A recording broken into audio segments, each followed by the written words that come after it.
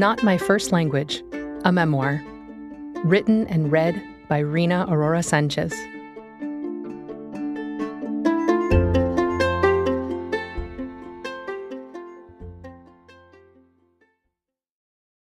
Nine. That man strolled along the line of colorful World War II-era jeeps lined up one after another, snaking around the centuries-old basilica in Santa Rosa's main plaza, each one looking more beat up than the rest. Some had no doors. Others made zero attempts to hide the duct tape that barely held together decades-old parts that likely couldn't be replaced anymore. But that man appeared less concerned about the aging Willies and more fixated on the aging drivers. He approached them one at a time, slowly, deliberately, asking pointed questions to determine who had the most experience navigating the unpaved, rugged road up to the Termales San Vicente. One-way prices ranged from 50,000 to 75,000 Colombian pesos, about 15 to 25 US dollars at the time. By US standards, it wasn't unreasonable, especially given the effort it would take for the vehicle to trudge toward the top of a mountain through unpaved, pothole-filled one-way roads and somehow make it back down. Still, hearing the cost instantly activated my sweat glands. My skin flushed as I realized I'd only brought 100,000 pesos in cash with me for, quote, emergencies. That man made it clear he did not want me spending a cent during my 10 days getting to know him in Colombia, yet I knew he didn't have that much on him either. Could we even afford the transportation to the resort he'd chosen for us on this overnight excursion? The one evening we wouldn't be in the hotel I'd thoughtfully selected? What if we needed something after we found ourselves miles away from an ATM? And again, what about the cost of getting back down? How could I allow myself to not have a backup plan in a foreign country just because some guy assured me it would be fine? You're 31 years old. You should know better than this, I mumbled to myself. What do you think? That man interrupted my intrusive thoughts, his left arm wrapped around his midsection as his chin rested in the palm of his right hand. His red and black basketball shorts barely reached his knees, his white t-shirt smelling like the sun that dried it. What do I think about what? I was distracted while scolding myself for not learning from decades of international travel. I hadn't listened to the conversation between him and a silver-haired gentleman with cataracts in both eyes. Aba Francisco! That man enthusiastically motioned to the driver with both hands. Although he didn't understand a word of English, Francisco obediently flashed a triumphant smile, revealing that he took as much care with his teeth as he did with his eyes. His red polo shirt, black slacks, and white tennis shoes, however, were spotless. He's asking for 90,000 ida y vuelta, that man summarized. That meant I'd only have about 10,000 Colombian pesos to spare, which might buy us a few bottles of water if we were lucky. I fidgeted with the fabric of the Colombian national team soccer jersey that man gifted me, my fingers rubbing the polyester edges of the yellow top with blue stripes down the shoulders. Truthfully, I had no idea. I mean, I don't really know what's fair here, I stammered vulnerably. I thought about all the trips to India as a kid, where negotiation was a ritual that typically went something like this. This thing costs 500 rupees, the seller would say. No, the buyer would counter. Can't be more than 100, at most. How can you say that? Look at what I'm offering you. Other people would easily charge you 1,000. All right, if you say so, I'll just go ask them. No, wait. The seller would insist. Just hold on. 350, that is an absolute steal. The buyer would pretend to ponder it, knowing full well their BATNA, best alternative to a negotiated agreement, was 200 rupees, hence why they started at 100. Well, someone else might think otherwise, so I'll just go, okay. 250 rupees, that is the best I can do, no more. The seller would insist, head bobbing, hands waving in defeat. The buyer would smirk. 50 additional rupees wasn't that bad. about 50 extra US cents in today's currency, the buyer would triumphantly shake the seller's hand, walking away a winner. Or the buyer would exit the negotiation sooner and later find the seller waiting outside the restaurant where she and her family were having lunch because the seller ultimately had a family to feed and figured 100 rupees was better than 0 rupees. Yes, that actually happened to my mom and me. But Colombia wasn't India, I was slowly learning, especially when it came to the value of money. And for the first time in a long time, I didn't have an answer. No past experience to guide me, no anecdotes from loved ones to serve as a warning. I simply had to allow myself to trust. Well, if you think it's the best deal we're going to get, I guess we go for it, I finally conceded. That man nodded confidently and directed me to Francisco's red Jeep. As we slid across torn leather from the passenger's side, that man in the middle and me next to the window, I scanned my memories, wondering whether I'd updated my emergency contact information at the U.S. Embassy. The driver's side door slammed. "Vamos!" declared Francisco triumphantly as he began what appeared to be a carefully orchestrated transportation ritual. He ceremoniously shoved the key into the ignition, paused for a moment to collect himself, then dramatically flicked his wrist to start the engine. Perhaps he was trying to reassure us that we'd made the right choice by trusting him over the dozen or so other drivers vying for tourist dollars. His confidence couldn't hide the condition of his beloved vehicle, though. As we separated ourselves from the hustle and bustle of the town square, vallenato music battling radio static, a breath of laughter escaped my lips. Among the many issues with the so-called Willie were the fuel gauge and speedometer, which I suddenly noticed were stuck on empty and 0, respectively. Did we have gas? Who knew? How fast were we going? Beats me. None of Francisco's mirrors faced any useful direction, a moot point given his obscured vision. Yet out of habit, I kept trying to fix the passenger side mirror by pushing it back into place after it fell forward with every rock of the vehicle.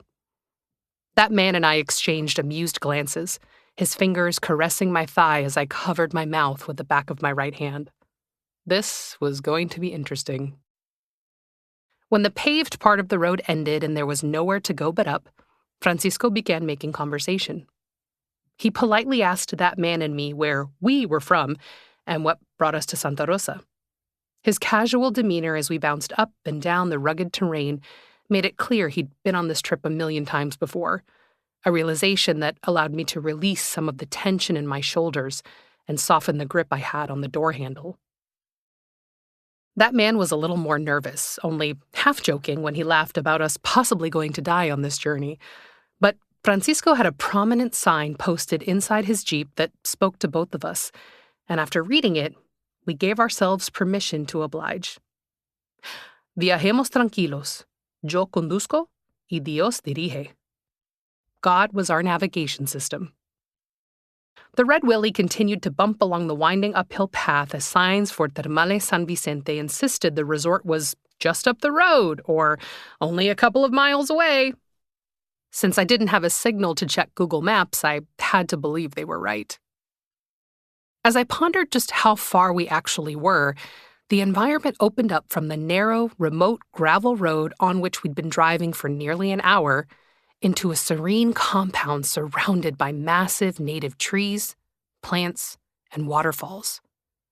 Wow, I gasped, sitting up straight and completely forgetting about the condition of the Jeep. It's like Jurassic Park without the dinosaurs. The sun-glazed surfaces of heated pools and thermal springs as we finished the last leg of the drive up the resort. I was correct in assuming that this wasn't Francisco's first rodeo. He was a well-known figure around the resort. Staff members waved excitedly when they saw his distinctive Red Willie. He greeted them just as enthusiastically as he paraded us up to the front entrance, just 2 of the countless number of tourists he'd safely escorted to this place over the years. As I took in the scenery, the nature, the beauty, the luxury, my thoughts immediately turned back to the bill. I just couldn't help myself. There was no way I'd be able to enjoy all of this with a question mark looming over my head. How were we going to afford this ride and whatever else we might need with the money we had on hand? That man and I were still in the vehicle, waiting for Francisco to open the passenger side door when I asked. "Don't worry," that man replied with a composed, calm attitude on which I would come to appreciate during that trip. "I'll give him half now, and the rest when he drops us off in Santa Rosa tomorrow." Oh, I hadn't thought of that. Before I could interrogate him further, that man slid out of the driver's side to help Francisco with our backpacks and get us checked in. "Let's go," that man commanded excitedly as we headed toward our bungalow, a more private and romantic option than the hotel that stood a few feet away. After getting our keys, a staff member let us past the covered patio where our dinner and breakfast would be served, and up a set of wooden stairs to a row of cabins.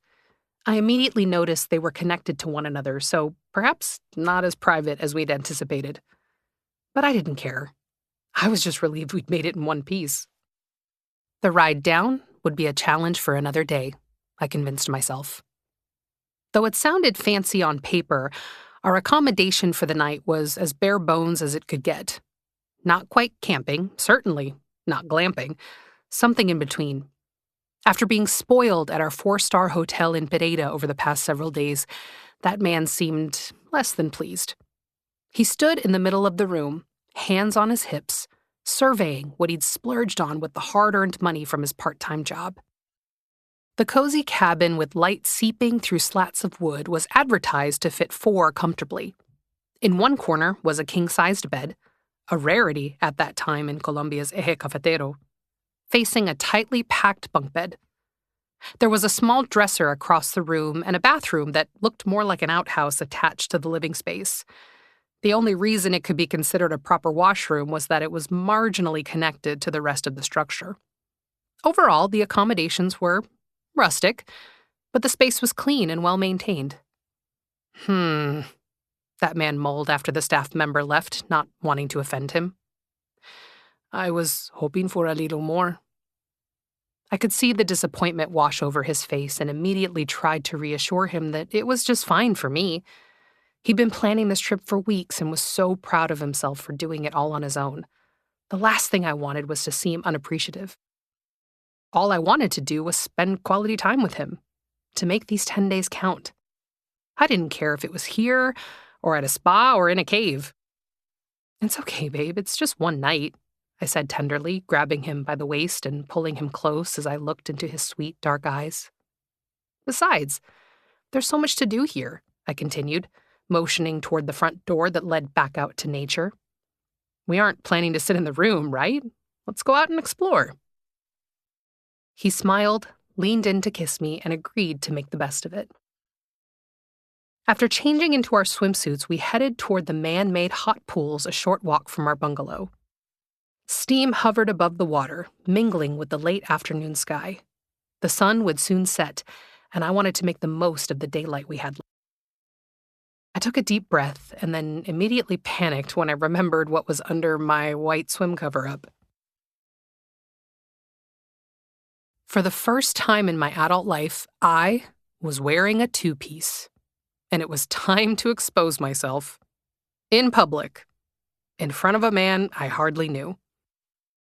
He had mentioned during one of our many video calls that he preferred bikinis, which I never wore because I was way too self-conscious. So I went around looking for the most modest version possible for this trip. Something sexy, but still with a high enough waist where I wouldn't feel awkward. What I didn't fully understand at the time was that I didn't need to hide anything. Mostly because nobody should. But also, I'd lost 50 pounds in the previous 6 months through discipline, diet, and exercise. I'd built muscles in places I hadn't seen before. My stomach was almost completely flat, a major change in body composition from just 1 year before. As healthy as I was, however, my brain was stuck in the past. I still felt like that overweight girl who didn't want the world to have a reason to point and judge. I hesitated slightly before removing my cover-up and placing it with our towels alongside the heated pool.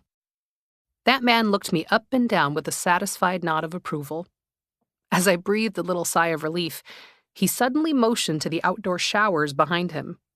I was supposed to rinse off, as was customary before dipping into a pool or jacuzzi in Colombia. "That water warm?" I asked him tentatively. That man turned on the faucet and cut the stream with his hand, pulling it back immediately upon making contact, then shivering. There was my answer. Cold showers were not on my bingo card for this trip. That man grew up taking ice baths since his family had never opted to purchase an on-demand water heater that many Colombians have in their homes. In fact, he could barely tolerate a lukewarm shower at our hotel in Pereira. You'd have thought he'd seen a ghost when I emerged from the steam-filled bathroom after taking what I considered to be a normal shower, the kind that nearly burns your skin off, obviously. He couldn't fathom how one person could be responsible for so much mist, marveling as it floated out the door and into our bedroom.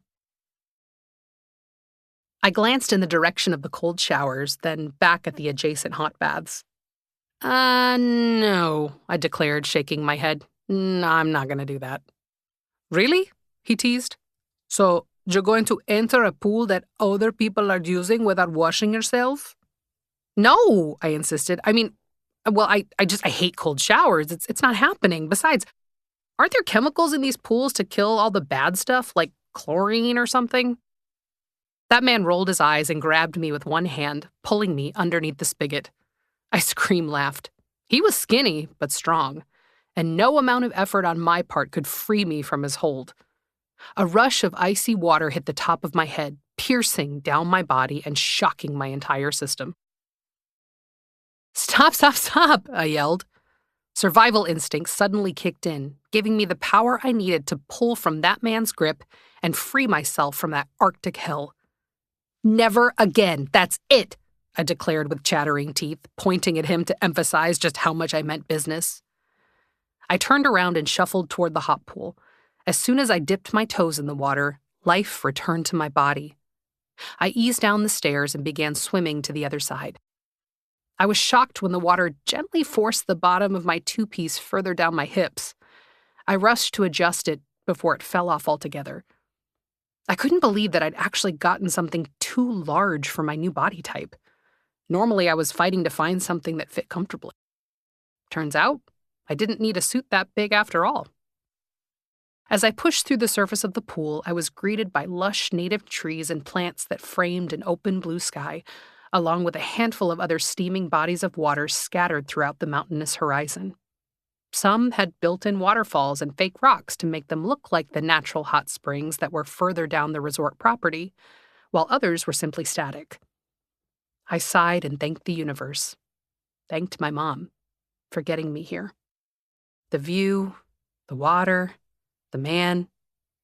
It was bliss. I didn't want to lose it. Not even 30 minutes into our adventure, however, that man was done. I can't do this, he mumbled as he struggled to pull himself out of the deep end. It's too hot. I giggled and shrugged my shoulders. Karma, baby. That man was not amused. He motioned for me to give him my hand so he could pull me out, too. As we dried off, the sun dipped past the horizon, and the sky invited an ominous darkness in place of daylight. The temperature followed suit, dropping nearly 20 degrees Fahrenheit in what felt like an hour. Or maybe we'd just been in the hot water for too long. It's freezing, that man whined through his towel, rubbing his triceps dramatically and chattering his teeth. But hey, I can handle myself in the winter in the USA now. I whipped around to check whether he'd said that with a straight face. You think this is a winter in Ohio? I mused. Well, yes, he shrugged. He exhaled and motioned to the vapor forming in front of his face. Look, I can see my breath. That's what happens in the movies. Oh, buddy, I retorted. Just wait until you get to Cleveland. I recalled the number of winters I'd been stuck inside my house because it was deemed too frigid to safely be outside. One year, our elementary school shut down for a full week when temperatures fell below zero. If my tropical boy thought that mid-50s and muggy was equivalent to a Cleveland winter, he was in for the surprise of his life. I patted him empathetically on the back as he continued to shiver. This isn't even close, but nice try, I said. To be fair, that man's life in the coffee axis was monotonous from a climate perspective. It was either hot, chilly enough for a light jacket, or rainy all year long. Being so close to the equator, the sun rose around 6 a.m. and set by 6:30 p.m. every day. I wondered what he would think watching the leaves change colors after summer ended, or whether he'd be able to handle that first snip of winter deep in his bones, or if he'd understand the concept of seasonal affective disorder. The truth was, I couldn't be sure if he'd ever make it to the U.S. with me. He was born in a country where a tourist visa was unattainable for so many, requiring lots of money and a lengthy interview process just to visit. He neither had the resources nor the status to guarantee him one, and the idea of leaving him behind, of never having the life I imagined with someone like him, stopped me in my tracks. "Hey, wait a minute," that man called out ahead of me when he realized I wasn't immediately behind him. "Are you too cold to walk now?" The glimmer in his eye showed pride in his little retort. He'd made a joke, on theme, in English. "No," I replied quietly as I watched the moisture from my breath dissipate. "I'm not too cold."